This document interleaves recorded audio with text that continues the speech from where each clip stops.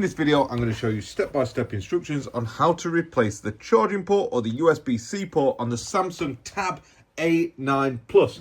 This is a really common repair and this part seems to fail constantly, especially on these newer Samsung tablets.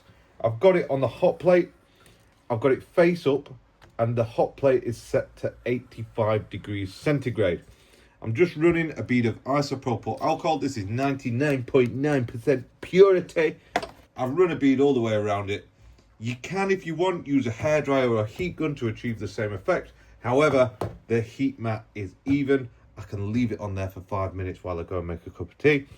And it's just easier for us. Obviously, not everybody has one, but if you do, use it.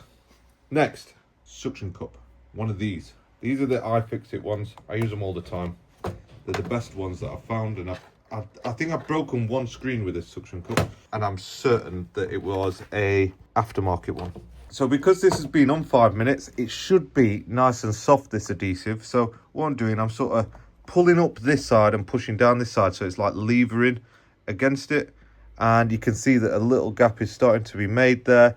Once you've got that little gap, it's pretty easy. We can just get this pick and start running it down. I would highly recommend starting on this side, the same side as the volume buttons and power button, just because the adhesive is thin where the camera is there. So that's why I always start on that side. So lift it up there. It just where the adhesive's thinnest makes it the easiest. Crazy, huh? Right, once I get to these corners, that's a bit of a pinch point. So just add a bit of isopropyl alcohol and really take my time. You don't want to insert the pick too far at this point because that's where the, I can't remember what you call that cable, but the cable for the LCD sits underneath on the bottom side of the tab. So don't insert it far at all. I will admit the toughest bit of this repair is removing the screen safely. But if you take your time, use plenty of heat, plenty of isopropyl alcohol, and you listen to my instructions and subscribe to the channel, then you won't break the screen. Same on this edge, just really taking my time.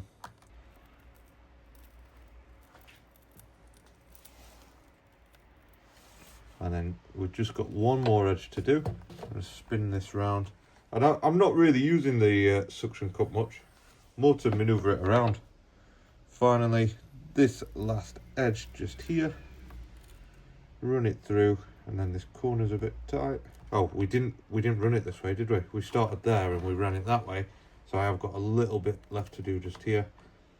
So it's just sort of separating the adhesive from the frame, and you'll be left with a screen that's separated just like that. It's sort of floating around. Don't be tempted just yet. Don't be tempted to go ripping it off because it is attached with a flex cable. Instead, what you want to be doing at this point is, this is the camera here, just for your orientation. Lift it up like that, and you can sort of flip it over like that. You can see this cable is very fragile, so just be careful. I've also got some adhesive up here that I'm just going to pull out of the way because it's catching. But yeah, you can lift it up like that. What I'm going to do, I'm just going to put it like that because I'm going to take this over to the workbench now and finish this repair. So back on the workbench now, I've got it camera facing me, the long side and the camera facing me. So just remember, you can lift it up like that and you can flick it. Realistically, you know what you can do is take that off now. And if you've got enough room where you're working, you can take that, lay it flat like that. And this is just operation. Don't damage this bloody cable, please.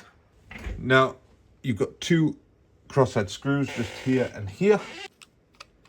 We're going to remove both of those, and that's going to give us access to the battery connector and the display connector. This is the battery here, that's the display there. Just on a little side note, use a little parts tray to keep things organized. You can use a plastic spudger to disconnect the battery first of all, and then disconnect the display cable, and that means that we can work safely now. So with that disconnected, we can work safely with this out of the way, because this is the most expensive part. The rest of this is cheap and replaceable, but you really don't want to be breaking this LCD, trust me. Next, we're going to work on this charging port here. This is held down by 4 crosshead screws. Just keep them organized. I think they're the same size as the other screws what we took off, so, but just for best practice, keep things nice and neat, nice and organized. And then you can use some tweezers to lift up the plastic sort of cover off there. That comes off just like that. Put that to one side, and then you've got another. I was just pressing that to see if it was disconnected, but it is connected. Another connector to remove. And then from my experience, what happens with these, we might be able to see it. Let's take this little rubber gasket off here. And you know what, let's show you under the microscope. Under the microscope, let's zoom in. And what happens to these is, you see these, all these have become loose. I think you can see it moving around. They've completely detached from the board. So all the pads underneath are broken. You can't even mend this. Like, look, they're just fractured. All those solder joints are very, very, very poor. And that's just by design. So that's why these break constantly. So going back to this, you have to replace this part. You can't repair that. So let's get the replacement part out. I think these cost probably about £5 to £10 to replace it. I believe it's a genuine Samsung part. But with it, you can, if you want to, if you've got the equipment to do so, touch these up with a soldering iron, but it should work out of the packet.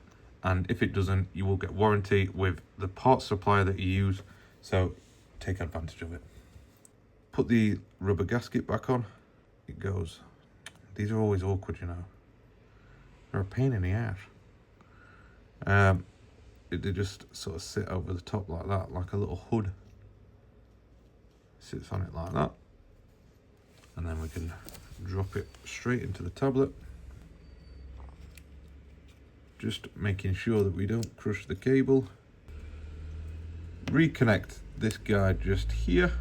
So that's plugged in. Make sure that it does click into place properly. And then drop this plastic cover back in. There's a little clip in this top right corner that needs to click in, same as like the connector does. And then you've got the 4 crosshead screws. Hold it down.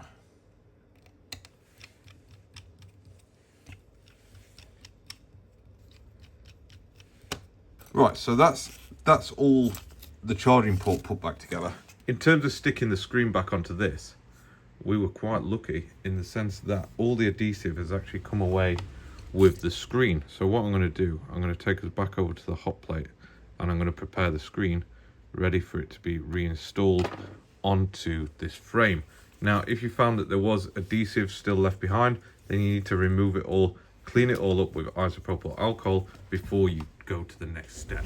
So at this point, we've got a lot of adhesive still stuck onto the back of this screen. I'm going to take it back over onto the hot plate and I'm just going to peel off what I can with my finger first, and then we'll remove what's left behind after that.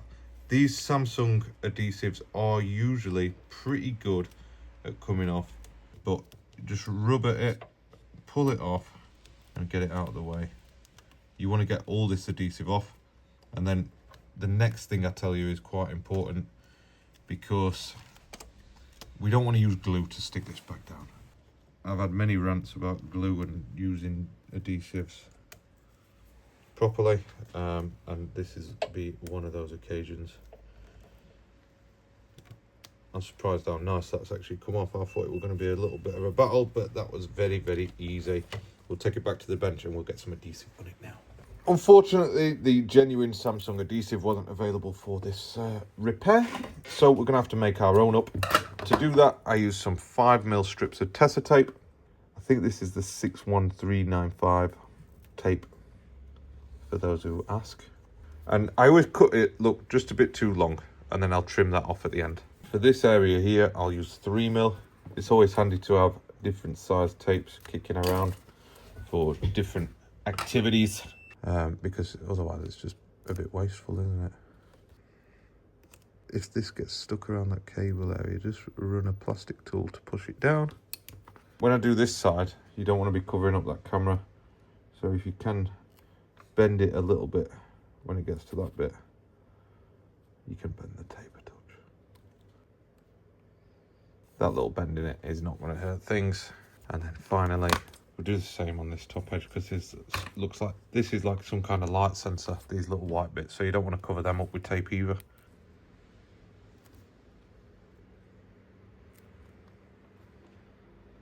Right, so it's just about trimming off the excess now. Use a nice sharp razor blade, keep it away from anything that could be damaged by it. And then just cut off the excess bits of tape. Around the corners you can sort of lean into the shape of it so that it follows it round. Same there. Where we bent it around the camera, same, we'll just run it along the edge.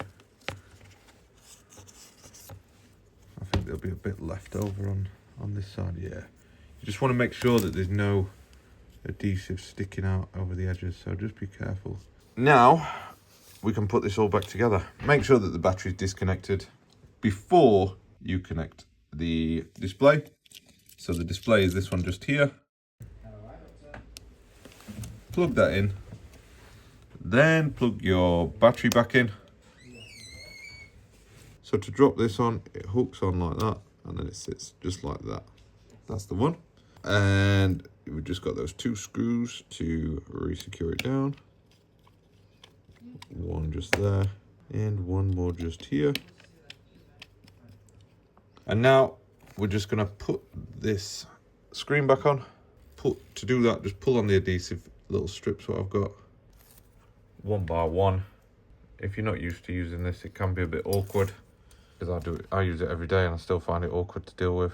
The way to line this up is to get it in one corner, so I'm going to choose this corner over here, line it up in one corner, make sure that the whole edge sits flush, and then you should be able to push it down, making sure that this screen sits in position nice and flat all the way around. There is magnets on these, so make sure you move razor blades out of the way because it will stick to the back of devices. Don't give them to children after you've done that. And then we're going to use a little ammeter to make sure that this is working right. Charging. So it had been turned off for a little while, and yeah, it just needed a few minutes to get some charge in it. We're shot up to 9 volts now, which is good news, 15 watts. I'm just going to force restart it. And yeah, just make sure that everything comes on, give it a good wash, and then this can go back to our customer, which is, yeah, great news. We'll do some testing and stuff first, but you guys don't want to see that. Thank you for watching the video, and I will see you in the next one. Goodbye.